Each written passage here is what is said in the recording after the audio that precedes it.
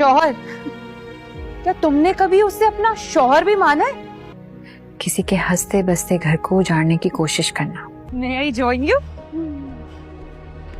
हमारा पीछा कर रही। वह जनाजा तो मेरे अरमानों का निकला है हमेशा। खुदगर्जी पता है किसे कहते हैं? अब शादीशुदा है तो क्या हो गया? शादीशुदा आदमी कर लेते हैं दूसरी शादी, ये भी कर लेगा।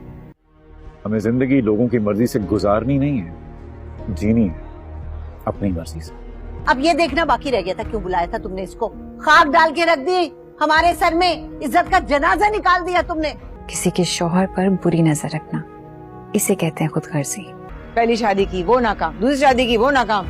अब असफन की शक्ल में मुझे अपने ख्वाब पूरे होते नजर आ रहे हैं। किरण सोहा को धमकाने वाली है कि वो उसका शोहर जावियार उससे छीन लेगी, तो सोहा किरण से यही बात कहती है, तुम बहुत ही ज्यादा खुदगर्ज हो, तुम्हें ऐसा नहीं करना चाहिए। तो किरण यही बात कहेगी, इसमें कैसे खुदगर्जी, मैं कैसे खुदगर्ज हो सकती हूँ? तो सोहा उसे बताएगी, किसी के शोहर पर बुरी नजर रखना खुदगर्जी ही होता है, और तुम मुझे ये बात कह रही हो कि तुम मेरा शोहर मुझसे छीन लोगी, तो इससे बड़ा खुदगर्ज इंसान कौन हो सकता है? और सोहा जब किरण से ये सारी बातें कर रही होती है तो जावियार भी उन दोनों की सारी बातें सुन रहा होता है, और जावियार को बहुत ही ज्यादा अच्छा लग रहा होता है कि कैसे किरण के कहने पर सोहा को बहुत ही ज्यादा जेलसी भी हो रही है। और वहीं दूसरी तरफ जकिया के सामने भी उसकी बेटी की हकीकत आने वाली है कि उसकी बेटी आजकल क्या गुल खिला रही है। उसने अपनी माँ की गैर मौजूदगी में असफंद को भी घर बुला लिया होता है, ताकि असफंद को इस बात पर राजी कर सके कि वो बहुत ही ज्यादा अकेली है और उसका इस दुनिया में कोई भी नहीं है। तो असफंद को